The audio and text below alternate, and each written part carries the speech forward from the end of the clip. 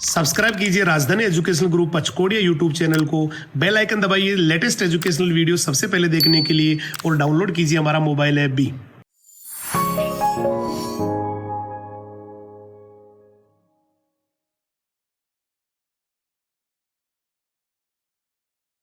Hello dear students, जय हिंद, जय राजधानी। मैं Rajkumar Sharma, faculty of mathematics, राजधानी एजुकेशनल ग्रुप पचकोड़िया। स्वागत है आपका राजधानी IIT नीट एकेडमी में। आज अपन मैथमेटिक्स का फर्स्ट टॉपिक स्टार्ट करने जा रहे हैं, जो कि बेटा मैट्रिक्स एंड डिटर्मिनेंट है। मैट्रिक्स को बेटा अपन हिंदी में आव्यूह बोलते हैं और डिटर्मिनेंट को बेटा अपन हिंदी में सारणिक बोलते हैं। मैट्रिक्स और डिटर्मिनेंट NCERT की बुक में 3 चैप्टर हैं।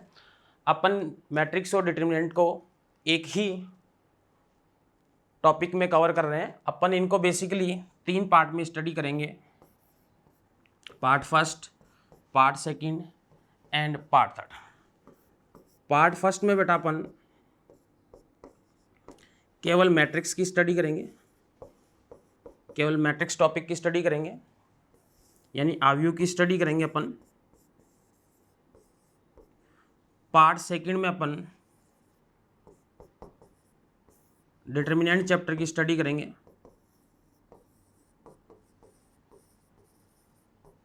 यानी अपन सारणिक की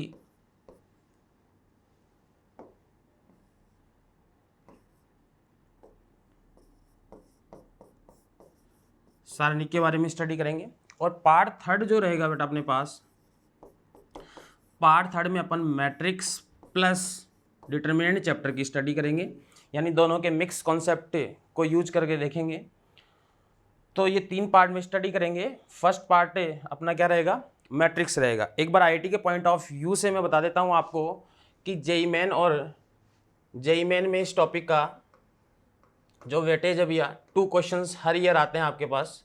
एक क्वेश्चन मैट्रिक्स से आता है और एक क्वेश्चन डिटर्मिनेंट चैप्टर से आता है, यानी 8 मार्क्स का JEE मेन में ये वेटेज रखता है आपके पास। JEE एडवांस में भी सिमिलरली 2 या 3 क्वेश्चंस आते हैं आपके पास, और बोर्ड एग्जाम्स में भी तीनों चैप्टर मिला के 12 मार्क्स को कवर करते हैं। यानी JEE मेन के हिसाब से ये टॉपिक इम्पोर्टेंट टॉपिक है, बड़ा ईजी टॉपिक है, इंटरेस्टिंग टॉपिक है।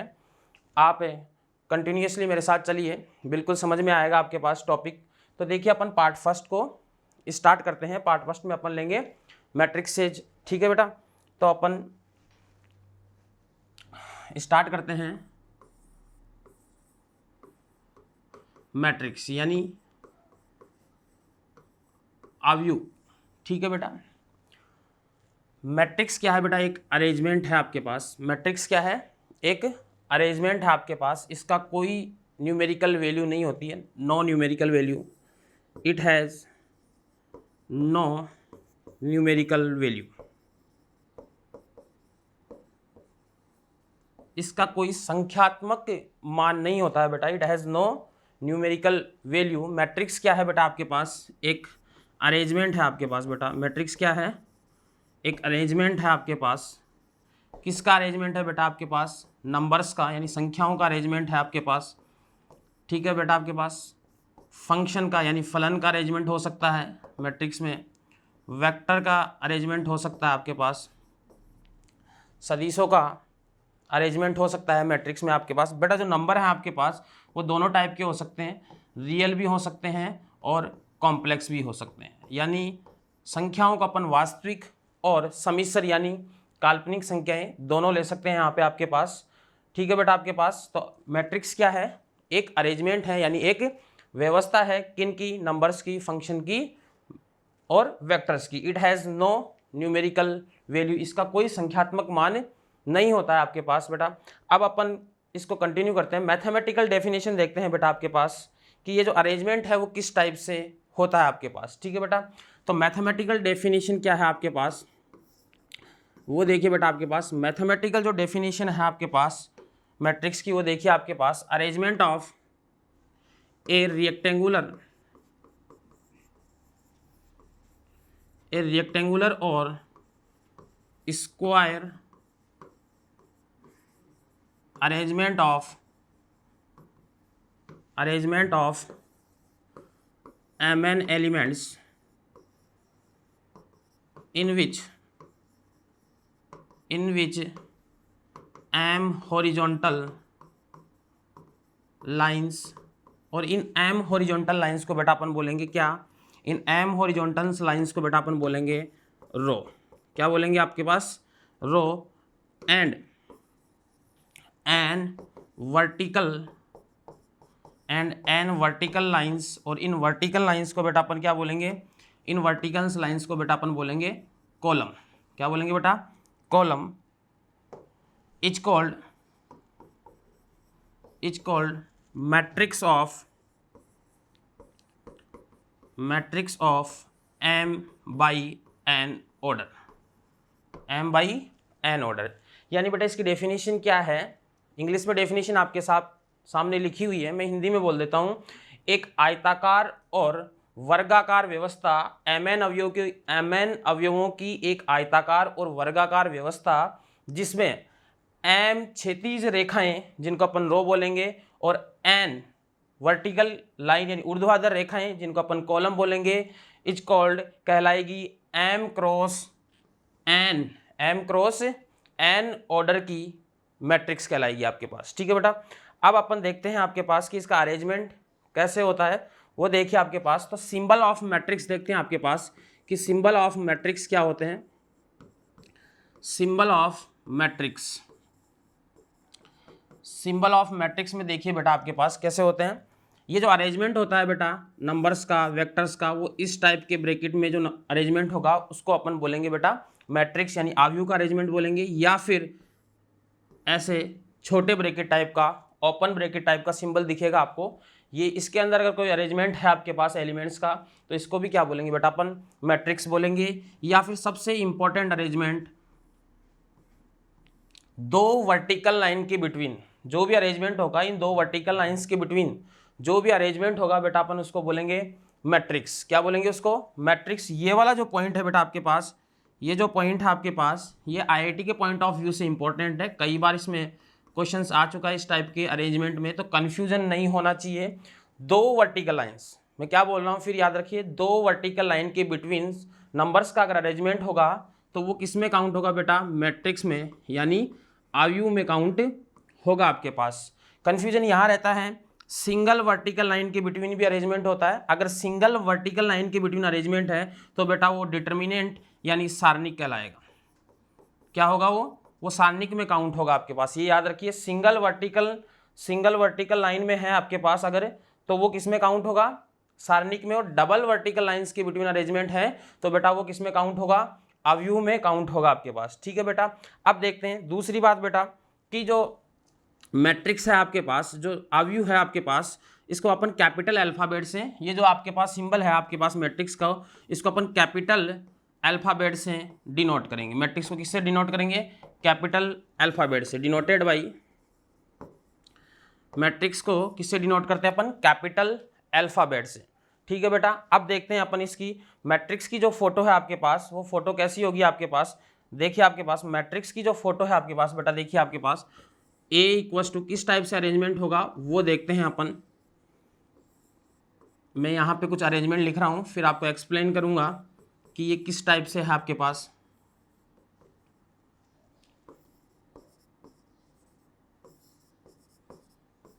आप देखते रहिए कंटिन्यूसली, मैं अरेंजमेंट कर रहा हूँ कुछ, फिर अपन इस अरेंजमेंट को बोलेंगे बेटा मैट्रिक्स, और इसका कैसे इसको रीड करेंगे वो अभी अपन देखेंगे, और इसमें क्या क्या इंपॉर्टेंस हैं वो अपन देखेंगे बेटा अभी।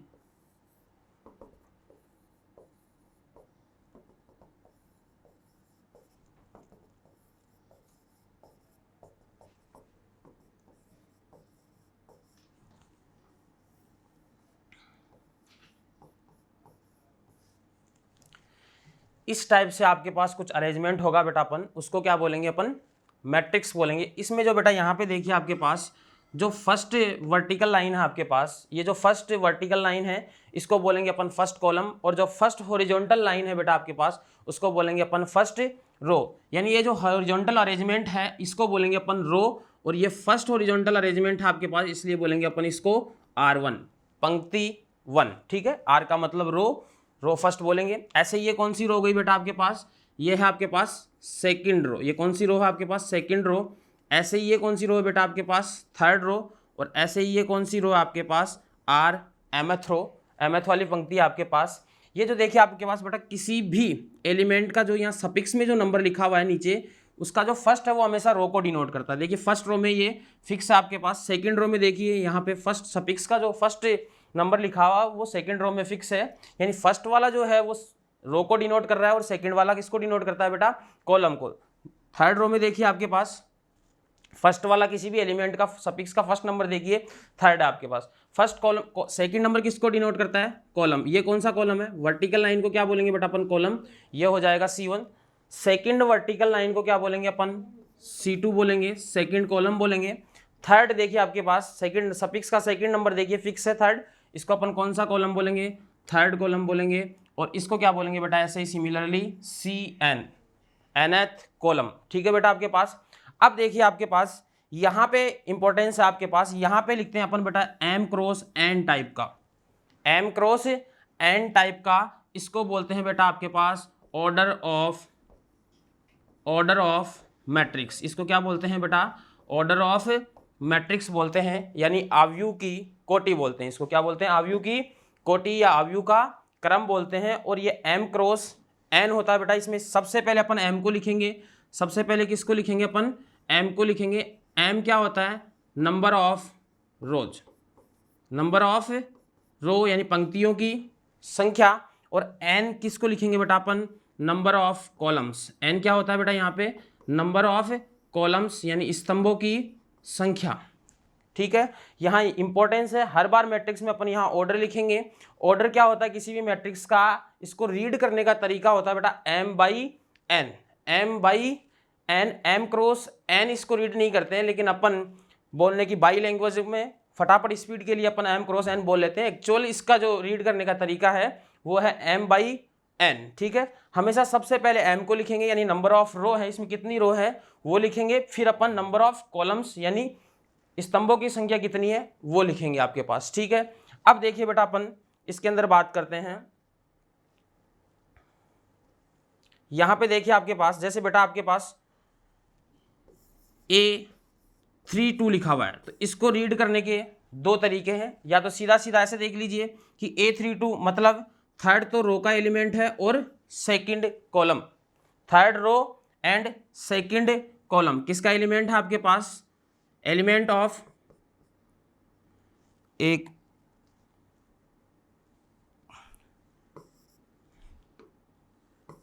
Second element of third row. Third row का कौन सा एलिमेंट है, दूसरा एलिमेंट है। या फिर आप देखो फर्स्ट के हिसाब से रीड कर रहे हो तो second element of third row, या फिर अपन ऐसा भी रीड कर सकते हैं, कॉलम के अकॉर्डिंग भी रीड कर सकते हैं अपन, third element of second column. अपन ऐसा भी बोल सकते हैं थर्ड एलिमेंट ऑफ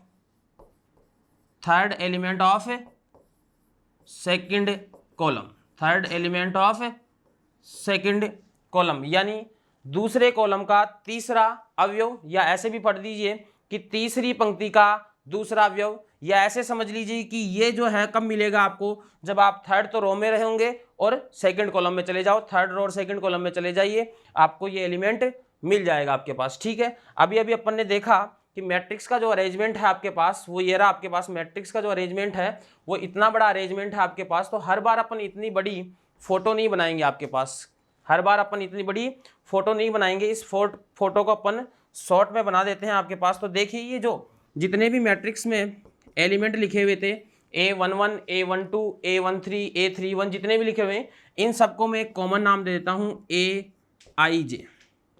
AIJ, इन सबको कॉमन नाम दे दिया मैंने। और यहाँ पे मैट्रिक्स का क्या लिखा, ऑर्डर M क्रॉस N। क्या लिखा, M क्रॉस N। M किसको व्यक्त कर रहा है, रो को। तो बेटा I की वैल्यू कहाँ से स्टार्ट होगी, फर्स्ट से, प्रथम पंक्ति से लेके लास्ट कितनी पंक्ति होगी, इसमें कितनी रो है, M रो, तो M तक जाएगा। ऐसे ही J की वैल्यू कहाँ से स्टार्ट होगी बेटा, फर्स्ट कॉलम से स्टार्ट होगी। और टोटल कॉलम कितने हैं आपके पास, N, तो कहाँ तक जाएगी, N तक। ठीक है आपके पास। तो इसको अपन इन शॉर्ट ऐसा भी लिख सकते हैं, इन शॉर्ट ऐसा भी लिख सकते हैं। AIJ किसको डिनोट कर रहा है, एलिमेंट ऑफ मैट्रिक्स को। AIJ किसको डिनोट कर रहा है? इन जितने भी एलिमेंट्स अभी अपन ने लिखे थे, ये जो जितने भी एलिमेंट्स अपन ने जो लिख रखे हैं यहाँ पे A11 A32 23, इनको अपन ने क्या किया बेटा, कॉमन नेम दे दिया एक, क्या? AIJ। कॉमन नेम क्या दे दिया अपन ने? AIJ। आई किसको डिनोट कर रहा है? आई किसको डिनोट कर रहा है आपके पास? आई डिनोट कर रहा है आपके पास बेटा रो को। आई किसको डिनोट कर रहा है? आई डिनोट कर रहा है रो को। जे किसको डिनोट कर रहा है? कॉलम को। और AIJ को क्या बोलते हैं? A1 A2 A3 या AIJ, इन सबको क्या बोलते हैं? Elements of matrix. क्या बोलते हैं? Elements of matrix. अवयव के अवयव बोलते हैं, ठीक है। क्या बोलते हैं इनको? अवयव के अवयव बोलते हैं आपके पास। अब देखिए बेटा, आपके पास दो नोट पॉइंट लिख लेते हैं जो अपने सबसे काम के अभी तक पढ़े हैं। उनमें से फर्स्ट नोट पॉइंट जो है आपके पास, वो क्या है आपके पास? फर्स्ट नोट पॉइंट है कि ऑर्डर ऑफ मैट्रिक्स क्या होता है। अभी आपने पढ़ा, बोलिए ऑर्डर ऑफ मैट्रिक्स क्या होता है? ऑर्डर ऑफ मैट्रिक्स होता है M/n। M क्या होता है आपको पता चल गया, नंबर ऑफ रोज। N क्या होता है? Number of column. Note point number second क्या होता है? Total elements. अगर आपको किसी भी मैट्रिक्स के टोटल एलिमेंट्स निकालने हो तो क्या करें आप? M की और N की वैल्यूज को मल्टीप्लाई कर दे, यानी M इंटू N का जो भी आंसर आएगा वो टोटल एलिमेंट्स हो जाएंगे आपके पास, ठीक है। एक छोटा सा एग्जांपल लेते हैं जिसके थ्रू समझते हैं अभी तक अपन ने जो भी पढ़ा है आपके पास। देखिए आपके पास क्वेश्चन नंबर फर्स्ट लेते हैं आपके पास। A इक्वल्स टू आपके पास 1 2 3 4 -1 5 7 8, ठीक है बेटा। ये मैट्रिक्स है। सबसे पहले अपने को बताना है ऑर्डर ऑफ मैट्रिक्स ए क्या होगा आपके पास। सेकंड चीज़ आपको बतानी है A23 और A13 क्या होगा। थर्ड बात बतानी है आपको कुल अवयव यानी टोटल एलिमेंट्स क्या होंगे। टोटल एलिमेंट्स क्या होंगे आपके पास। इसमें ऑर्डर ऑफ मैट्रिक्स का मतलब इस अवयव ए की कोटि बतानी है आपको। तो देखिए आपके पास इसमें अवयव में क्या लिखते थे अपन? M cross N। M क्या होता था? Number of horizontal lines. कितनी हॉरिजॉन्टल लाइन है? 1 एंड 2। तो यहाँ पे हॉरिजॉन्टल लाइंस कितनी? 2। वर्टिकल लाइन 1 2 3 एंड 4, तो 2 क्रॉस 4। ऑर्डर क्या हो गया बेटा इसका? ऑर्डर ऑफ मैट्रिक्स ए क्या हो गया आपके पास? ऑर्डर ऑफ मैट्रिक्स ए हो गया 2 क्रॉस 4। अपने को बताना है A23। क्या बताना है? A23 का मतलब सेकंड रो में जाना है और थर्ड कॉलम में। सेकंड रो ये रही, थर्ड कॉलम में चलिए, फर्स्ट सेकंड और थर्ड ये रहा। A23 सेकंड रो का थर्ड एलिमेंट, ये रही सेकंड रो का फर्स्ट एलिमेंट, सेकंड एलिमेंट, और ये रहा थर्ड एलिमेंट। कितना है इसकी वैल्यू? 7 आपके पास, ठीक। अब कौन सा है? A13। A13 का मतलब फर्स्ट रो का कौन सा element? Third element. First row का first element, second element and third element. तो कितना हो गया? 3 हो गया आपके पास। अब क्या बताना है? टोटल एलिमेंट यानी कुल अवयव। तो कुल अवयव कितने होंगे बेटा आपके पास? Total elements.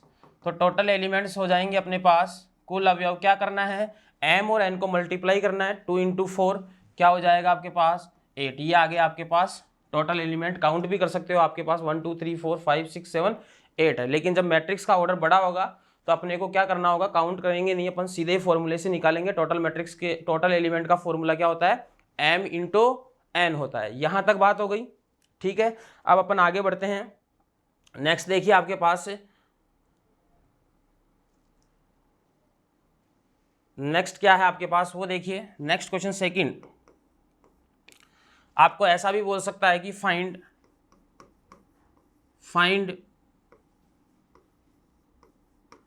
Matrix of order 2 × 3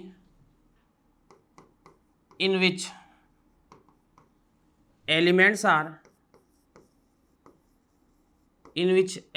are Aij equals to 1/2 I - 2j का मोड। I - 2j का मोड यानी आपको एक मैट्रिक्स को फाइंड आउट करना है जिसका ऑर्डर कितना है? 2 × 3 है आपके पास। उसके एलिमेंट्स Aij जो है वो किस टाइप से डिफाइन है? 1/2 into mode of I - 2j। तो देखिए आपके पास यहाँ पे अपन देखते हैं, इसका सॉल्यूशन स्टार्ट करते हैं। तो देखिए आपके पास लेट कि वो जो मैट्रिक्स है आपके पास वो क्या है? माना वो मैट्रिक्स ए है। इस ए मैट्रिक्स का ऑर्डर क्या होगा बेटा? इस ए मैट्रिक्स का ऑर्डर होगा अपने पास 2 × 3। 2 × 3 होगा आपके पास। 2 क्रॉस 3 का मीनिंग क्या है, इसमें 2 हॉरिजॉन्टल लाइंस होगी और 3 वर्टिकल लाइंस होगी।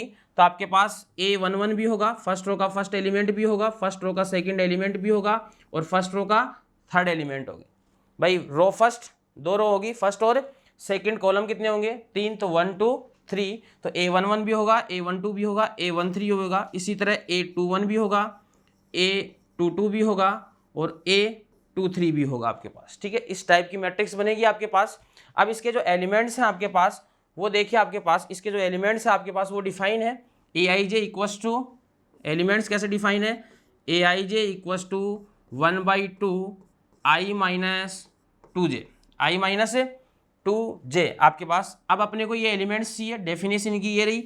यहाँ आपको A11 कैसे मिलेगा, इस फॉर्मूले में i और j की जगह ये जो i और j है उनको रिप्लेस कर दीजिए 1 और 1 से, i और j की जगह 1 1 रख दीजिए तो आपको A11 एलिमेंट मिल जाएगा। तो बताइए क्या आएगा, i की जगह 1 और j की जगह 1 रखेंगे तो 2 × 1 2। अब देखिए इसको सॉल्व करेंगे तो 1 - 2 कितना आएगा आपके पास बेटा, इसको सॉल्व करेंगे तो -1 आएगा आपके पास। और -1 का मोड लगा हुआ है, तो मोड का क्या मीनिंग होता है कि वो नेगेटिव क्वांटिटी को भी क्या कर देता है, पॉजिटिव। तो -1 को क्या कर देगा मोड, +1, तो 1/2 × +1, फाइनली ये आपके पास 1/2 आएगा। ऐसे ही A12 में 1/2, i को तो रिप्लेस करेंगे किससे, 1 से, और j को रिप्लेस करेंगे 2 से। तो i की जगह 1 रखिए, j की जगह 2 रखेंगे तो 2 × 2 4। यहाँ क्या रहेगा बताइए, यहाँ आ जाएगा आपके पास -3 को ये मोड क्या कर देगा +3, और बाहर है 1/2, तो मल्टीप्लाई 1/2 करेंगे, 3 को 1/2 से मल्टीप्लाई तो 3/2। ऐसे ही आपके पास A13, तो 1/2, इस फॉर्मूले में i को रिप्लेस कर दीजिए 1 से और j को 3 से, तो 2 × 3 6, तो ये -5 वो हो जाएगा +5 × 1/2 यानी 5/2। ऐसे ही A21 निकालते हैं तो A21 क्या हो जाएगा 1/2, i को रिप्लेस करेंगे 2 से, j को रिप्लेस करेंगे 1 से, तो 2 × 1 1, 2 - 2 0, और 0 का मोड 0 × 1/2 यानी फाइनली आंसर 0। A22 क्या होगा बेटा 1/2, i को रिप्लेस 2 से, j को भी 2 से, तो 2 × 2 4, ये बनेगा -2 को ये मोड +2 कर देगा और 1/2 × +2 1। A23 तो कितना हो जाएगा बेटा 1/2, i को रिप्लेस कर देंगे 2 से, j को रिप्लेस कर देंगे 3 से, तो कितना 6, -4 को ये मोड क्या कर देगा +4 × 1/2, फाइनली कितना 2। ठीक है बेटा, अब देखिए आपके पास ये मैट्रिक्स आपकी बन गई A, क्या बन जाएगी आपके पास A मैट्रिक्स जो है आपके पास वो क्या बन जाएगी, A equals to, first row का फर्स्ट एलिमेंट कितना है बेटा आपके पास 1/2, फर्स्ट रो का सेकंड एलिमेंट 3/2 और ये 5/2, सेकंड रो का फर्स्ट एलिमेंट 0 1 एंड 2, ऑर्डर कितना हो गया 2 × 3। ठीक है, ये आपके पास ए मैट्रिक्स मिल गई है आपको। तो ये था आपके पास अभी तक जो अपन ने एकदम बेसिक स्टडी की, उसके ऊपर जो क्वेश्चन बने वो कंप्लीटली एनसीईआरटी बेस्ड क्वेश्चन थे। तो ये 2 क्वेश्चन बोर्ड एग्जाम के हिसाब से हैं, ये 2 मार्क्स का आता है और पहले वाला 1 मार्क्स का क्वेश्चन आता है। अब देखिए आपके पास नेक्स्ट अपन स्टार्ट करते हैं 2 अवयवों की समानता, इक्वलिटी ऑफ, नेक्स्ट टॉपिक क्या है आपके पास, इक्वलिटी ऑफ 2 मैट्रिक्सेज, 2 मैट्रिसेज यानी 2 अवयवों की समानता, 2 अवयवों की समानता। Let A and B are 2 matrix, let A and B are 2 मैट्रिक्सेज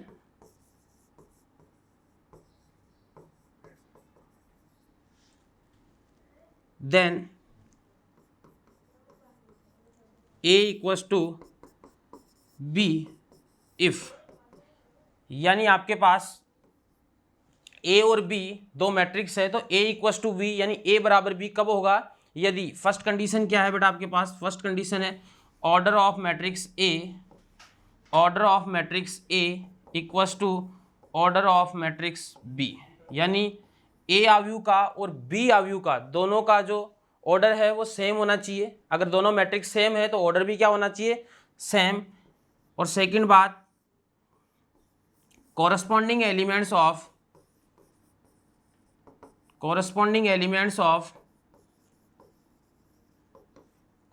elements of both matrix also same, ठीक है, यानी दोनों मैट्रिक्स का ऑर्डर भी सेम होना चाहिए और दोनों मैट्रिक्स के कोरस्पॉन्डिंग एलिमेंट्स भी सेम होने चाहिए। कोरस्पॉन्डिंग एलिमेंट्स का मतलब ये है कि इसकी 1-1 पोजीशन पे जो एलिमेंट है वहीं बी मैट्रिक्स की 1-1 पोजीशन पे होना चाहिए। इसकी जो 3-2 पोजीशन पे जो एलिमेंट है वो इसके 3-2 पोजीशन पे होना चाहिए। ठीक है, दो मैट्रिक्स के ऊपर अब अपन क्वेश्चन करते हैं। आपके पास देखिए,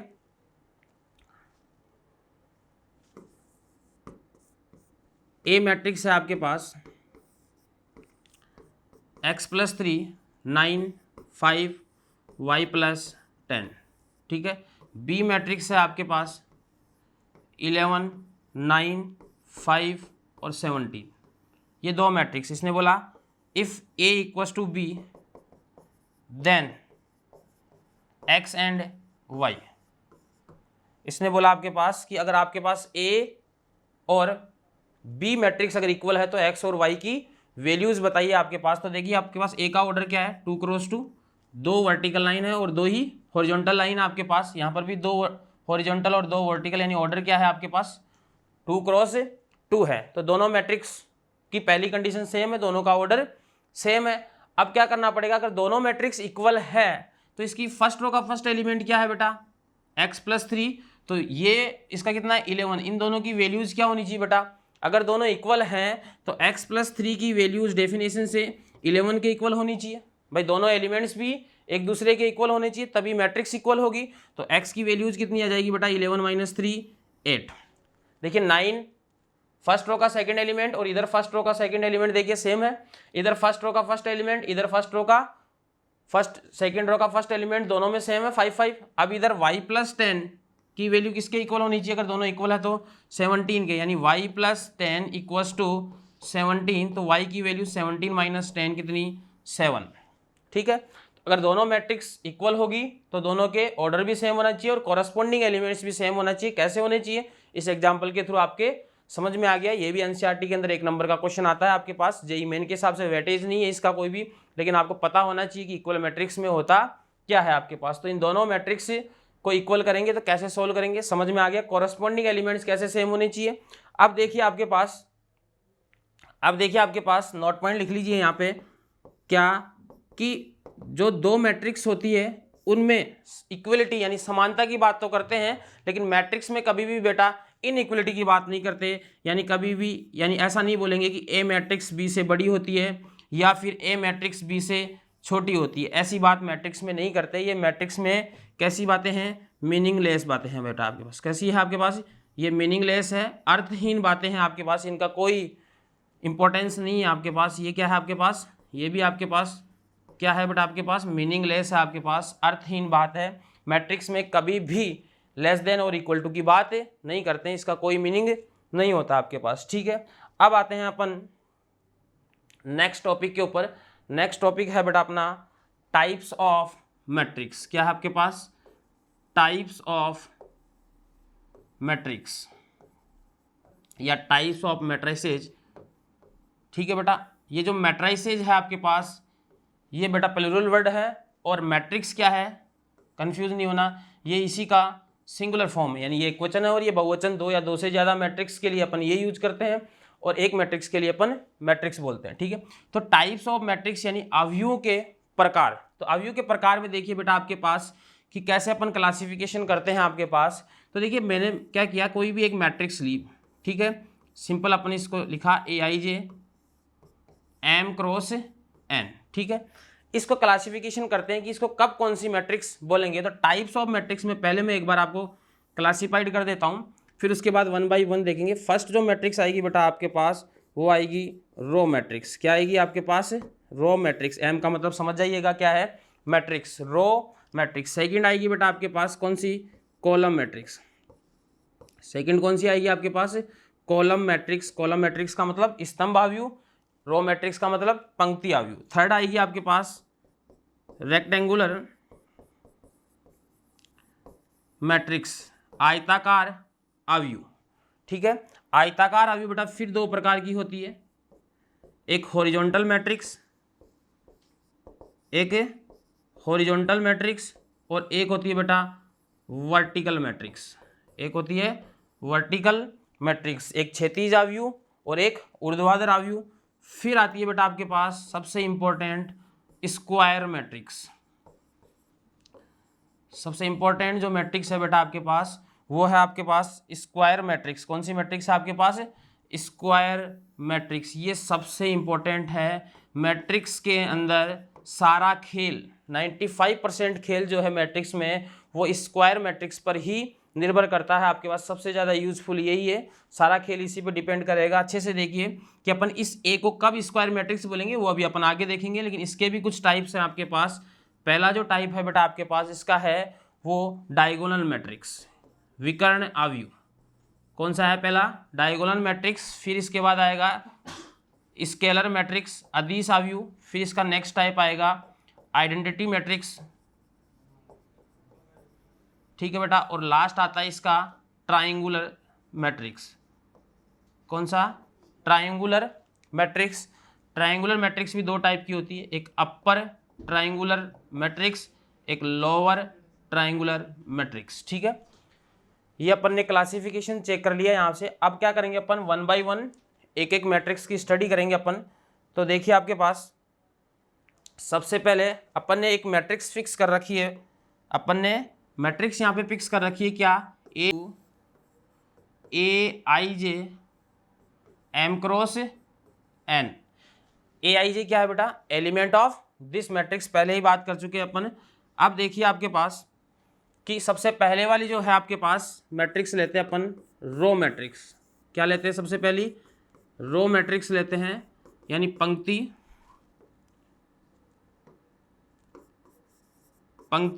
आव्यूह। रो मैट्रिक्स का मतलब क्या हो गया? पंक्ति आव्यूह। तो इस ए मैट्रिक्स को कब रो मैट्रिक्स बोलेंगे? If M equals to 1। If M equals to 1, अगर इस ए मैट्रिक्स में m की वैल्यू 1 हो जाए। m की वैल्यू 1 होने का मतलब है पंक्तियों की संख्या। m किसको डिनोट करता था? पंक्तियों की संख्या को। तो पंक्तियों की संख्या अगर 1 हो जाए, पंक्तियों की संख्या अगर 1 हो जाए, यानी किसी भी मैट्रिक्स में केवल एक ही पंक्ति हो, तो अपन उसको बोलेंगे पंक्ति आव्यूह, यानी रो मैट्रिक्स। एग्जाम्पल के तौर पर अगर अपन देखें तो कैसी दिखेगी मैट्रिक्स की फोटो? इस टाइप से दिखेगी आपके पास। जैसे कोई भी मैट्रिक्स है, इसमें एक ही हॉरिजॉन्टल लाइन होगी, एक ही हॉरिजॉन्टल लाइन होगी। एक ही हॉरिजॉन्टल लाइन का मतलब है रो फर्स्ट और कॉलम कितने हैं? First, two, third and fourth. कितने कॉलम है इसमें? 4 कॉलम है आपके पास, और एक ही पंक्ति है, तो इसको अपन बोलेंगे पंक्ति आव्यूह, ठीक है। समझ में आ गया। नेक्स्ट देखिए आपके पास सिमिलरली इसी की तरह, ज़्यादा टाइम वेस्ट नहीं करेंगे, सिमिलरली इसी की तरह सेकेंड क्या होगा आपके पास? Column matrix. कॉलम मैट्रिक्स में क्या होगा आपके पास? कॉलम मैट्रिक्स के अंदर आपके पास होगा इफ एन इक्वल्स टू 1, यानी स्तंभों की संख्या, यानी नंबर ऑफ कॉलम्स कितने हों? 1 हों, तो अपन इसको बोलेंगे कॉलम मैट्रिक्स। क्या बोलेंगे? इस ए को क्या बोलेंगे? Column matrix. तो कॉलम मैट्रिक्स की फोटो कैसी बन जाएगी बेटा? A equals to A I J M cross N की वैल्यू कितनी? 1, और एन किसके साथ वेरी करता था? जे के साथ। तो यहाँ पे जे भी क्या हो जाएगा? 1। यानी एग्जाम्पल कैसा दिखेगा आपको? एग्जाम्पल इस टाइप का होगा आपके पास, जैसे कोई भी मैट्रिक्स ए बी सी, इसमें कितना कॉलम है? एक कॉलम का मतलब वर्टिकल लाइन, तो एक ही वर्टिकल लाइन होगी। हॉरिजॉन्टल लाइन कितनी? 3, तो 3 × 1। देखिए एन की वैल्यू 1, तो अपन इसको बोलेंगे कॉलम मैट्रिक्स। इसको क्या बोलेंगे अपन? Column matrix. थर्ड देखिए आपके पास, थर्ड है बेटा अपने पास, थर्ड जो मैट्रिक्स थी वो थी रेक्टेंगुलर मैट्रिक्स। और रेक्टेंगुलर मैट्रिक्स को हिंदी में बोलते हैं बेटा आयताकार आव्यूह। क्या बोलते हैं? आयताकार आव्यूह। A is called rectangular matrix if M not equals to N. M not equals to N, यानी पंक्तियों और स्तंभों की संख्या, यानी number of rows and number of columns अगर इक्वल नहीं है, तो अपन इसको कौन सी मैट्रिक्स बोलेंगे? रेक्टेंगुलर मैट्रिक्स बोलेंगे, आयताकार आव्यूह बोलेंगे। जैसे एग्जाम्पल के तौर पे अगर अपन देखें तो A इक्वल्स टू 1 2 3 4 5 6, ठीक है। एक ले लेते B इक्वल्स टू 1 2 3 4 9 7, ठीक है। इसमें देखिए आपके पास ऑर्डर क्या है? 2 क्रॉस वर्टिकल लाइन कितनी है? 3, 2 क्रॉस 3, और इसमें कितना हो जाएगा आपके पास? 3 क्रॉस 2। इसमें क्या हो जाएगा आपके पास? 3×2 हो जाएगा आपके पास। तो देखिए m और n की वैल्यू इक्वल नहीं है, दोनों ही केस में m और n की वैल्यू इक्वल नहीं है, तो अपन इसको बोलेंगे रेक्टेंगुलर मैट्रिक्स। ऐसा क्यों बोलते हैं? क्योंकि जब ज्योमेट्रिकली अगर अपन इस मैट्रिक्स को पैक करें तो आपको एक आयत की सी आकृति दिखाई देगी, इसलिए इस मैट्रिक्स का नाम क्या हो गया? रेक्टेंगुलर यानी आयताकार अवयव हो गया। तो दोनों, अब आयताकार अवयव के अंदर अपन ने आयताकार जो अवयव था आपके पास उसमें अपन ने देखा था कि आयताकार अवयव के दो पार्ट थे। आयताकार जो है आपके पास अवयव के दो पार्ट थे। फर्स्ट पार्ट कौन सा था बेटा? फर्स्ट पार्ट था हॉरिजॉन्टल मैट्रिक्स। फर्स्ट कौन सा था? हॉरिजॉन्टल मैट्रिक्स यानी क्षैतिज अवयव। यानी क्षैतिज अवयव क्या होता है? तो बेटा देखिए आपके पास, अगर आपके पास number of rows less than हो नंबर ऑफ कॉलम्स है तो अपन उसको बोलते हैं आयताकार अवयव। और सेकंड क्या था आपके पास? Vertical matrix. वर्टिकल मैट्रिक्स कब बोलते हैं बेटा आपके पास? जब m की वैल्यू ग्रेटर देन हो n से। ऐसा क्यों बोलते हैं आपके पास? देखिए आपके पास ये रहा, यहाँ पे m की वैल्यू लेस देन है n से। m कितना है? 2 और n कितना है? 3। तो कौन बड़ा है आपके पास? यहाँ पे n बड़ा है, तो अपन इस अवयव को कौन सा बोलेंगे? हॉरिजॉन्टल मैट्रिक्स यानी क्षैतिज अवयव। क्या बोलेंगे इसको? क्षैतिज अवयव। और यहाँ पर देखिए बेटा m बड़ा है किससे? n से, तो अपन इसको क्या बोलेंगे? ऊर्ध्वाधर अवयव। क्या बोलेंगे इसको? ऊर्ध्वाधर अवयव यानी वर्टिकल मैट्रिक्स। क्या बोलेंगे इसको? Vertical matrix. इतना इंपॉर्टेंट नहीं है, आपको क्लासिफिकेशन पता होना चाहिए कि रेक्टेंगुलर क्या होता है, हॉरिजॉन्टल क्या होता है। अगर m की वैल्यू n से, तो देखिए अगर m की वैल्यू और ज़्यादा n से हो, अगर मैं इधर और कॉलम बना दूं तो आपको दूर से देखोगे तो आपको एक ऊर्ध्वाधर यानी हॉरिजॉन्टल पट्टी की तरह दिखाई देगी, इसलिए इसको बोलते हैं हॉरिजॉन्टल मैट्रिक्स। और अगर मैं इसको और कॉलम्स को और बढ़ा दूं तो दूर से देखोगे तो आपको एक वर्टिकल पट्टी दिखाई देगी, इसलिए इसको बोलते हैं वर्टिकल मैट्रिक्स। ठीक है, नेक्स्ट लेते हैं अपन इसके बाद। नेक्स्ट जो था अपने पास फिफ्थ या जो भी नेक्स्ट चल रहा था वो है स्क्वायर मैट्रिक्स। क्या है आपके पास? Square matrix. ये इंपॉर्टेंट है बेटा आपके पास। इसको बोलते हैं वर्ग अवयव। हिंदी में क्या बोलते हैं इसको? वर्ग अवयव। ठीक है, अपने पास मैट्रिक्स स्टार्टिंग में क्या थी? इस मैट्रिक्स का क्लासिफिकेशन कर रहे थे, इसको कब कौन सी मैट्रिक्स बोलेंगे? m×n। तो इसको अपन वर्ग अवयव बोलेंगे बेटा कब? इसको स्क्वायर मैट्रिक्स बोलेंगे। कब बोलेंगे इसको स्क्वायर मैट्रिक्स? जब m और n की वैल्यू इक्वल हो जाए, जब नंबर ऑफ कॉलम्स और नंबर ऑफ रो इक्वल हो जाए, पंक्ति और स्तंभों की संख्या अगर बराबर हो जाए किसी मैट्रिक्स में, तो अपन इसको क्या बोलेंगे? अपन इसको बोलेंगे वर्ग अवयव। क्या बोलेंगे इसको? वर्ग अवयव। यानी वर्ग अवयव की फोटो आपको हमेशा इस टाइप से दिखेगी, aij, m की जगह भी n आ जाएगा यानी n×n, यानी यहाँ पे दोनों नंबर सेम दिखाई देंगे। ये आपको वर्ग अवयव की फोटो दिखाई देगी आपके पास। ठीक है, अब वर्ग अवयव जैसे एग्जाम्पल के तौर पे देखें कोई भी, तो देखिए आपके पास 1 2 3 4 ये हो गया 2×2, 2 ही रो और 2 ही कॉलम। ज्योमेट्रिकली शेप को पैक करेंगे तो आपको एक स्क्वायर की शेप मिलेगी, अपन इसलिए बोलते हैं इसको स्क्वायर अवयव। ऐसे ही 3×3, अगर यहाँ पे 3 पंक्ति और 3 स्तंभ बना दूं तो ये 3×3 ऑर्डर की वर्ग अवयव हो जाएगी आपके पास। ठीक है, इसको क्या बोल देते हैं अपन? ऑर्डर। तो वर्ग अवयव का ऑर्डर हमेशा क्या रहेगा? n×n रहेगा आपके पास। अब देखिए आपके पास इसके और क्लासिफिकेशन करते हैं। आपके पास इंपॉर्टेंट नोट पॉइंट लिखते हैं।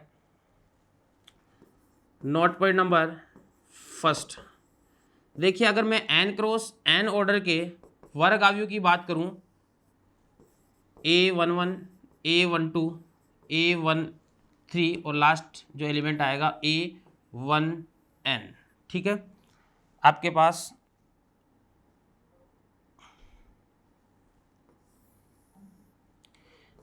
सेकेंड रो का फर्स्ट एलिमेंट, सेकेंड रो का सेकेंड एलिमेंट, सेकेंड रो का थर्ड एलिमेंट और सेकेंड रो का nth एलिमेंट। ऐसे ही थर्ड रो का फर्स्ट एलिमेंट, थर्ड रो का सेकेंड, थर्ड रो का third element and third row का nth एलिमेंट।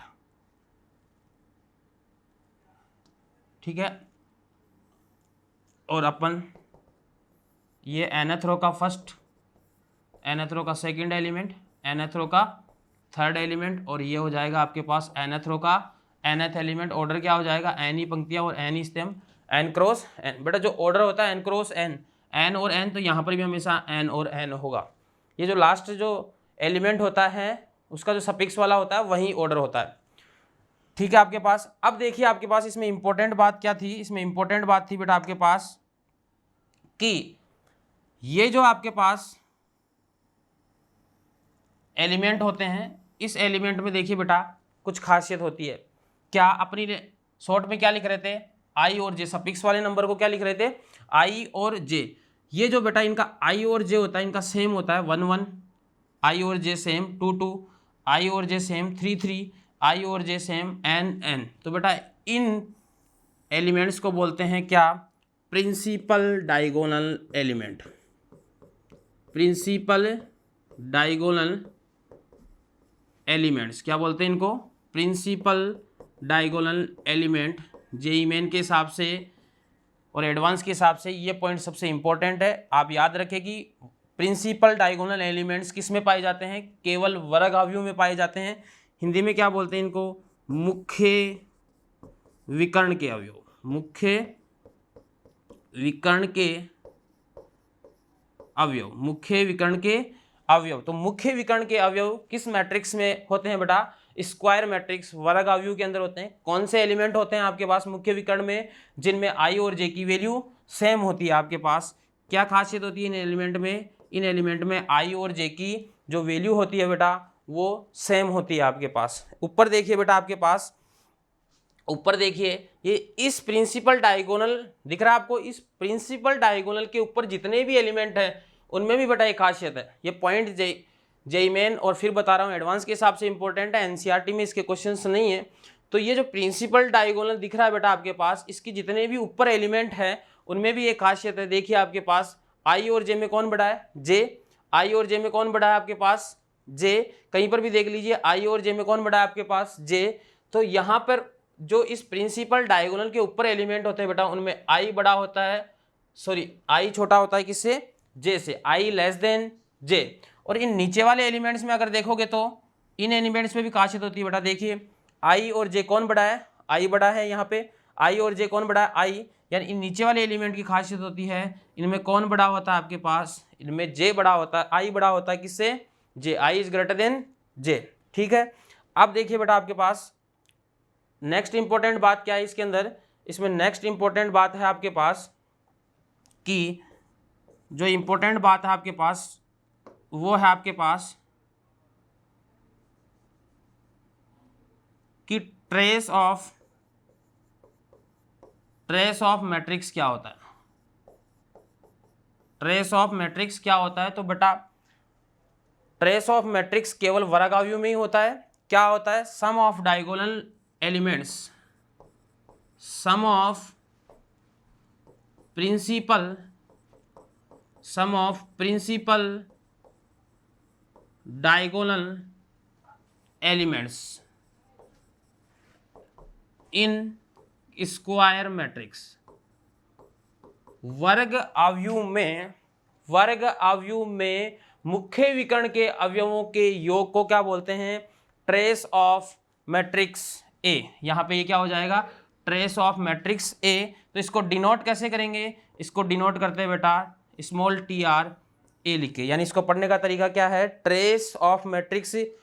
क्या हो गया, ट्रेस ऑफ मैट्रिक्स ए। अब देखिए आपके पास इसका मैथमेटिकल फॉर्मूला क्या हो गया, ट्रेस ऑफ ए का मैथमेटिकल फॉर्मूला क्या हो गया बेटा, मुख्य विकर्ण का अवयवों का योग।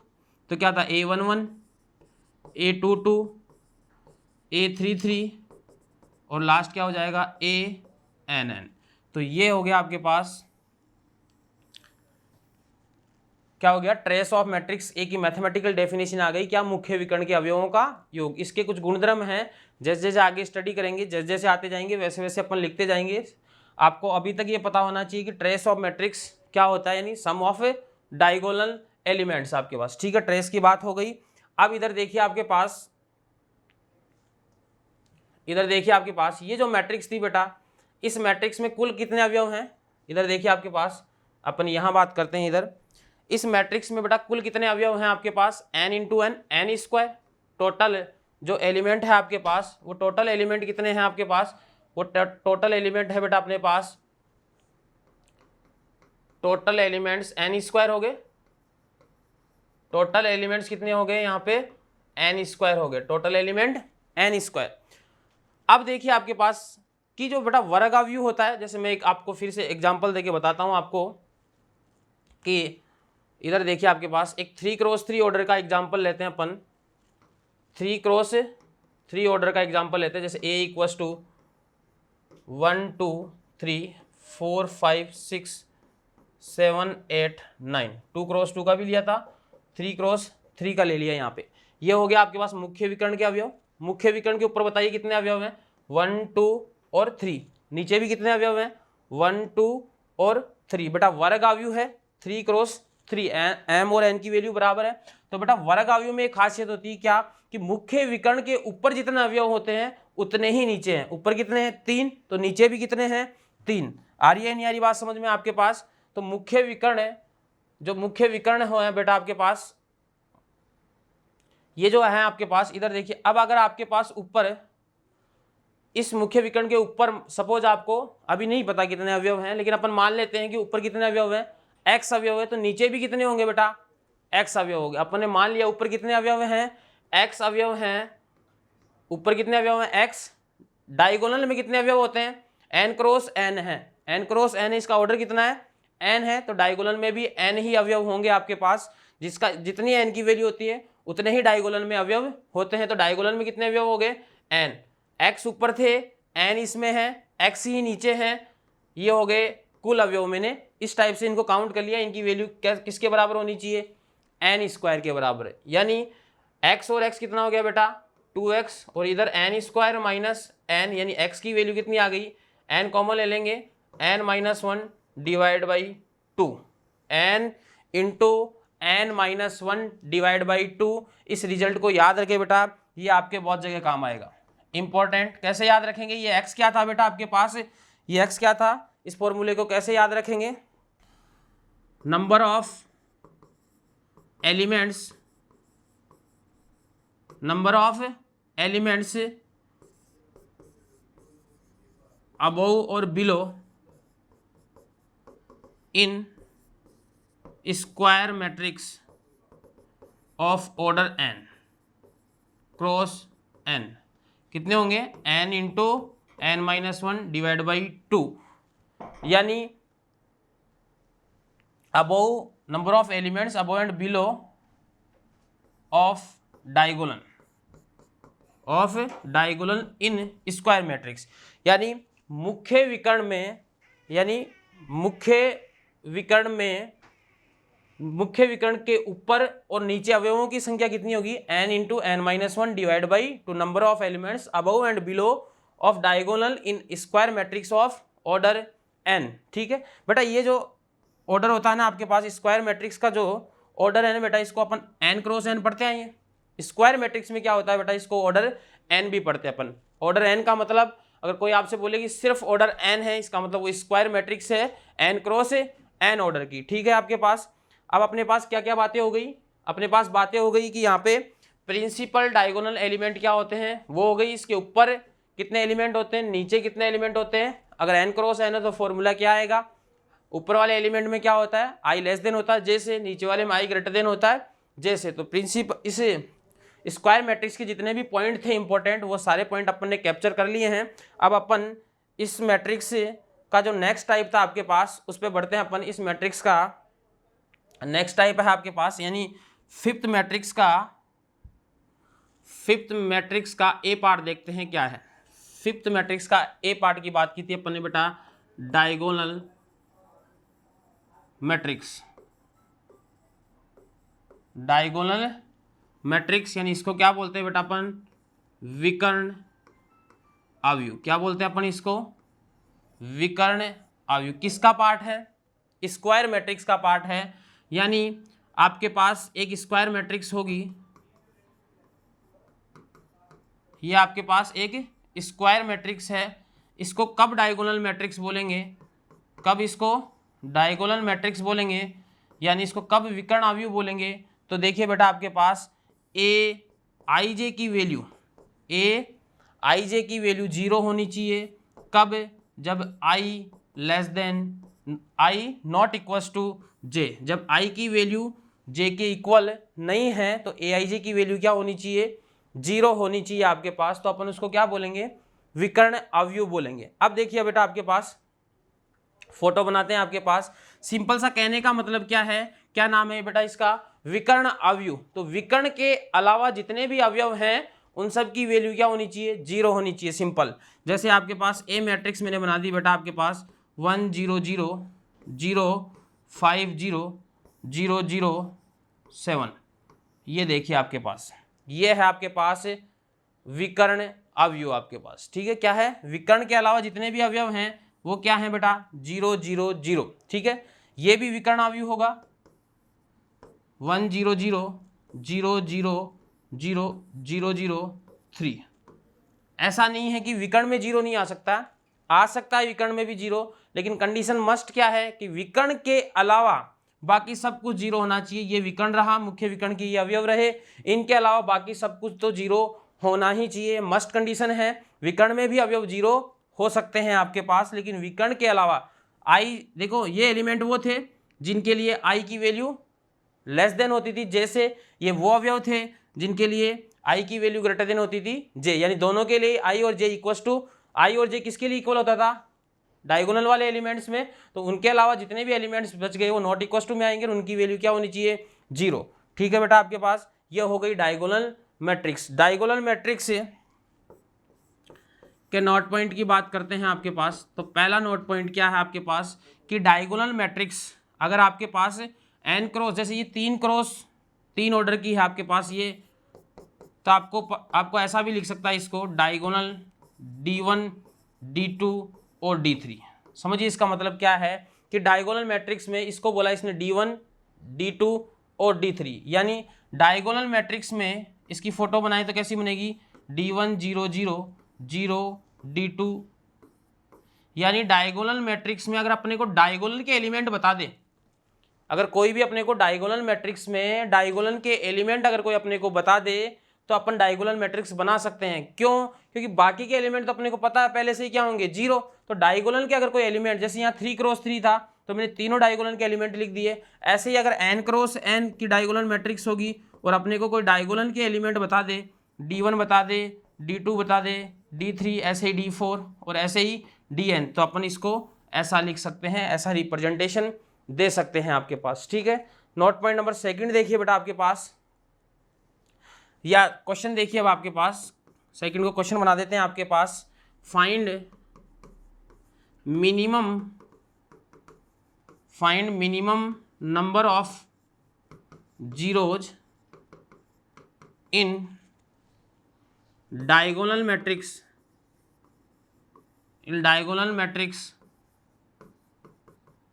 Of order n।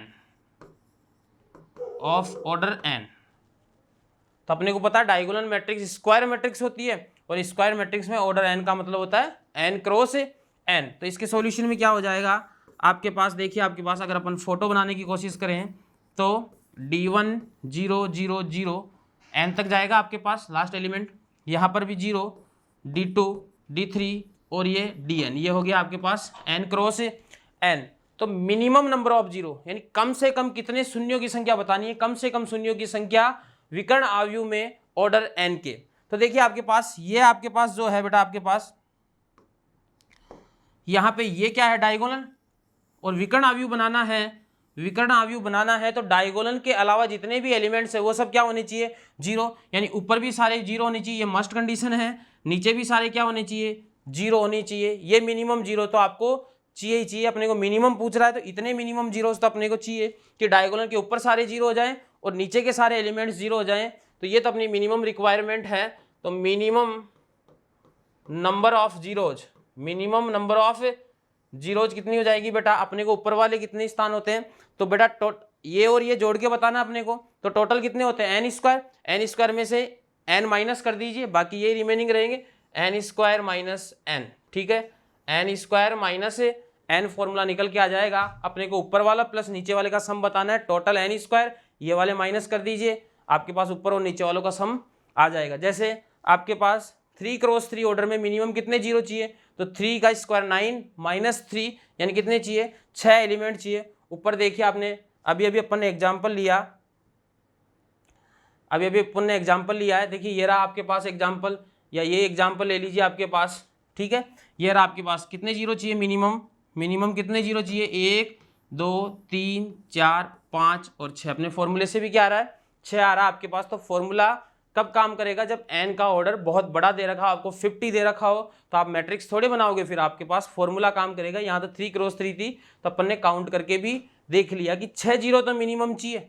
मैक्सिमम ज़्यादा हो सकती है, मिनिमम की बात कर रहे हैं। आगे बात समझ में, मैक्सिमम 9 हो सकती है, यहाँ पर भी जीरो और यहाँ पर भी जीरो। अपन उस मैट्रिक्स को जीरो मैट्रिक्स बोलते हैं, वो भी एक special class of diagonal matrix है आपके पास, ठीक है। तो अब इधर देखिए आपके पास अपन फिफ्थ यानी डायगोनल मैट्रिक्स की बात कर चुके हैं। अब अपन बात करेंगे बेटा स्केलर मैट्रिक्स की, यानी फिफ्थ का बी पार्ट की बात करते हैं अपन। कौन सी मैट्रिक्स है, स्केलर मैट्रिक्स। स्केलर मैट्रिक्स को बेटा हिंदी में बोलते हैं अदिश आव्यूह। समझिए आपके पास अदिश आव्यूह किसको बोलते हैं, कोई अपने पास कोई ए मैट्रिक्स है, ये कैसी मैट्रिक्स है, स्क्वायर मैट्रिक्स। तो इस मैट्रिक्स को स्केलर मैट्रिक्स कब बोलेंगे आपके पास, इस मैट्रिक्स को स्केलर मैट्रिक्स बोलेंगे बेटा इफ ए आई जे की वैल्यू 0 हो। कब, जब आई जे के इक्वल नहीं हो। जब आई जे के इक्वल ना हो तो उन एलिमेंट्स की वैल्यू क्या होनी चाहिए, 0। और जब आई जे के इक्वल हो तो उन एलिमेंट्स की वैल्यू किसी भी कांस्टेंट के इक्वल होनी चाहिए। के क्या है, के बिलोंग्स टू आर, कोई भी रियल नंबर है आपके पास के। तो आई जब जे के इक्वल होगा तो सारे के सारे जो ए आई जे एलिमेंट है वो के इक्वल होने चाहिए, यानी किसी भी एक सेम नंबर के इक्वल होने चाहिए। जैसे अपन एग्जाम्पल लें तो आपके पास एग्जाम्पल देखिए, जैसे आपके पास स्केलर मैट्रिक्स का एग्जाम्पल बनाऊं तो आपके पास जैसे 3 0 0 0 3 0, ये देखिए आपके पास, ठीक है। ये वो एलिमेंट्स हैं जिनमें आई और जे की वैल्यू क्या होती है, इक्वल होती है, यानी A11 A22 A33 इनकी वैल्यू देखिए के, यानी के की वैल्यू यहाँ कितने हैं 3। तीनों किसके इक्वल है, सेम क्वांटिटी के इक्वल है। स्केलर मैट्रिक्स में तीनों एलिमेंट सेम क्वांटिटी के इक्वल होंगे और बाकी जो एलिमेंट है जहाँ पे आई जे के इक्वल नहीं, उन सब की वैल्यूज क्या है आपके पास 0 है। ये बेटा हो गया आपके पास स्केलर मैट्रिक्स। समझ में आ गया, स्केलर क्यों बोलते हैं, क्योंकि ये तीनों ही विकर्ण के अवयव किसी एक ही अदिश राशि के बराबर हैं आपके पास, ठीक है बेटा। अब देखिए लास्ट एंड फाइनल पार्ट देखिए, लास्ट पार्ट देखिए आज के लेक्चर का, फिफ्थ का सी पार्ट देखिए बेटा आपके पास, यूनिट या फिर आइडेंटिटी मैट्रिक्स। यूनिट या फिर आइडेंटिटी मैट्रिक्स है।